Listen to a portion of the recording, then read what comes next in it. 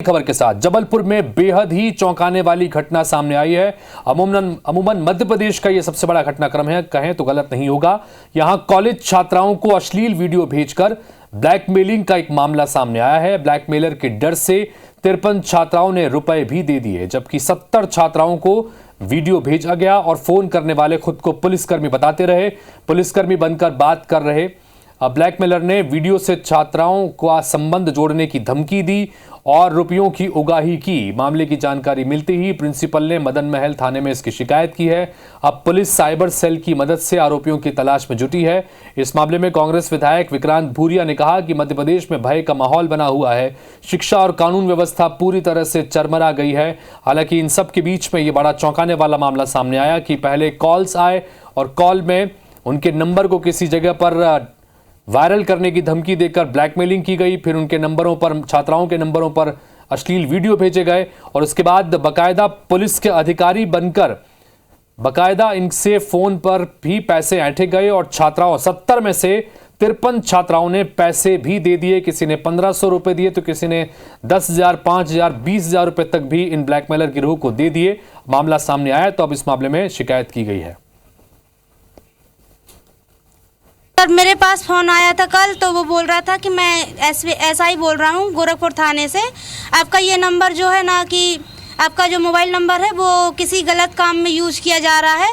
अगर आप इस नंबर को हटवाना चाहते हो तो आप मेरे को इतने इतने पैसे दीजिए।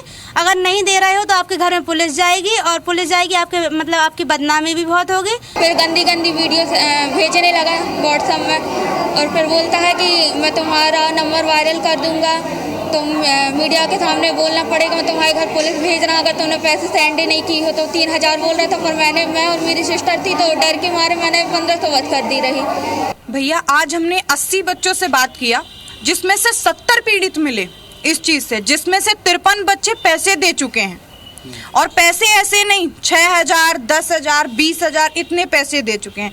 उसमें से कुछ बच्चे ऐसे हैं जिनके पेरेंट्स उनको सपोर्ट नहीं किए, जिनके पेरेंट्स में पता चला तो वो अब कॉलेज ही नहीं आने दे रहे हैं। कुछों के घर पे मारपीट हो रही है। ये इसके लिए अपन कुछ नहीं जान सकते कि ये कैसे, क्योंकि अब ये तो अभी आज की अपन को बात पता चली है और इसको भी हम लोग कल हम सारी छात्राओं को बुलाकर मीटिंग करने वाले हैं कि आप लोगों के मोबाइल नंबर कैसे किसके पास जा रहे हैं। तो संबंध में उनसे एक लिखित आवेदन पत्र लिया गया है सामूहिक तौर से। उसमें जो मोबाइल नंबर आए उनको ट्रेस करके उन पर कार्रवाई की जाएगी। किस तरह से कार्रवाई इसमें जांच होगी? अब साइबर से उन नंबरों की जानकारी ली जाएगी, उसके बाद उस पर कार्रवाई आगे बढ़ाएंगे। एक बहुत चिंताजनक खबर सामने आई है। जबलपुर में कई सारी बच्चियों के अश्लील वीडियो बनाकर उनको ब्लैकमेल कराया जा रहा है। कहीं ना कहीं पूरे मध्य प्रदेश में बच्चियों में एक ज़बरदस्त भय का माहौल है। शिक्षा व्यवस्था पूरी तरह से चरमरा गई है, कानून व्यवस्था पूरी तरह से चरमरा गई है। तो इसका स्पष्टीकरण प्रशासन को देना चाहिए, सरकार को देना चाहिए, क्योंकि अब अगर इस प्रदेश में बच्चे अभी सुरक्षित नहीं है तो फिर कौन सुरक्षित बचेगा। तो वाकई में छात्र छात्राओं की सुरक्षा से जुड़ा एक बड़ा गंभीर मसला है जो जबलपुर में निकल के सामने आया। गवर्नमेंट कॉलेज की एक नहीं, दो नहीं, बल्कि 70 छात्राओं को इस ब्लैकमेलिंग गिरोह ने अपना शिकार बनाया। इनमें से 53 छात्र ऐसी थी जो उनके डर से पैसे उन्हें दे चुकी थी।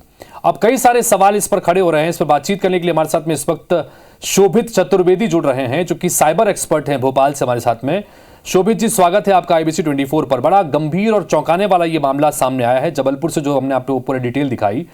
अब जानना है, इसमें कई सारे सवाल हैं। पहला सवाल तो ये कि आखिर ब्लैकमेलर गिरोह को इस कॉलेज की छात्राओं के नंबर एक साथ कैसे मिले और जिस तरह से इस ठगी की वारदात को अंजाम दिया गया, ब्लैकमेलिंग की वारदात को अंजाम दिया गया, कैसे दिया गया? क्या आपके संज्ञान में पहले भी इस तरह के कोई मामले आए हैं मध्य प्रदेश में?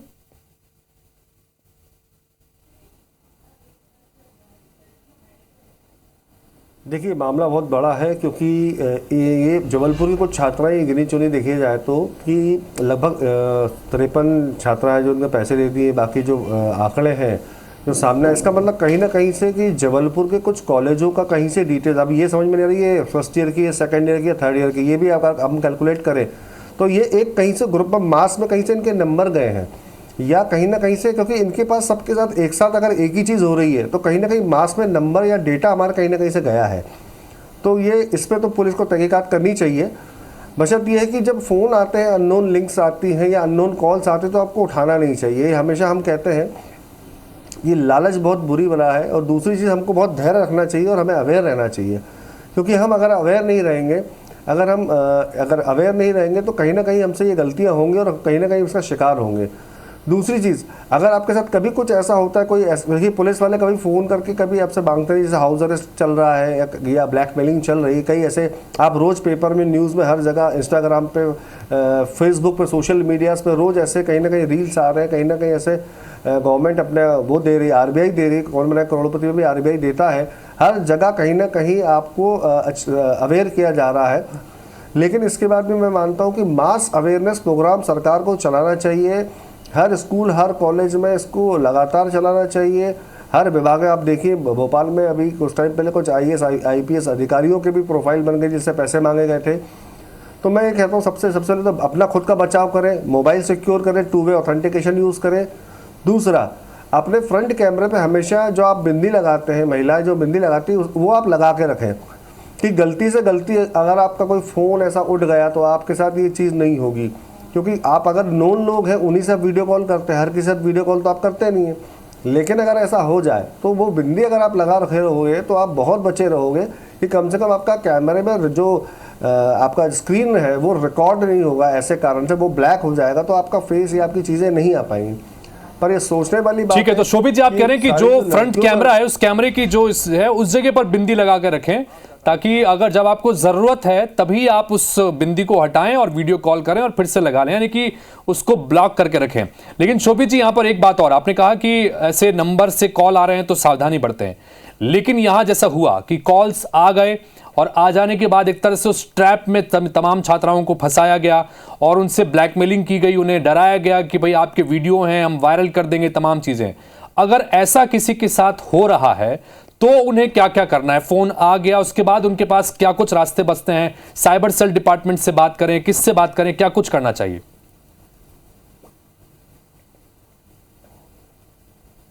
देखिए, मैं कहता हूँ अगर कभी कुछ ऐसा हो तो सबसे पहले अपना इंटरनेट बंद कर दें।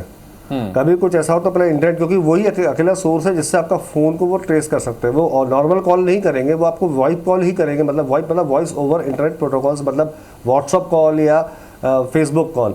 आप इंटरनेट बंद कर दें। दूसरा, 1930 पे कॉल करें, ये एक गवर्नमेंट की नंबर है, गवर्नमेंट ऑफ इंडिया का, इस पर आप कंप्लेन करें। दूसरा, आप cybercrime.gov.in पे जाके इस पोर्टल पे कंप्लेन कर सकते हैं कि आपके साथ जो जो हुआ है। तीसरा, संचारसाथी.net करके एक नई वेबसाइट चालू की गई है जिसपे आप ये सारे प्रकरण आप डाल सकते हैं, जैसे आपके UPI का फ्रॉड हो गया हो, जॉब के लिंक हुआ हो, इंश्योरेंस का लिंक हुआ हो, या कोई भी साइबर क्राइम अगर हो रहा है जी। और चक्षु ऐप जो है, अगर आप उस पर जाते हैं तो अगर आपके पास कोई ऐसा फोन आ रहा है और आप उसका शिकार हुए नहीं है, लेकिन आपको लग रहा है कि ये नंबर कहीं ना कहीं गड़बड़ है या कुछ ऐसी हरकत कर रहा है, तो आप चक्षु ऐप पे अगर वो नंबर फीड करेंगे तो बाकी लोग उस नंबर से बचेंगे, तो सरकार उस नंबर को तुरंत एक्टिव होकर बंद तो कुल मिलाकर शोभित जी, जिस तरह से आप जानकारियां दे रहे हैं, ये जानकारियां हर व्यक्ति तक पहुंचना बहुत जरूरी है।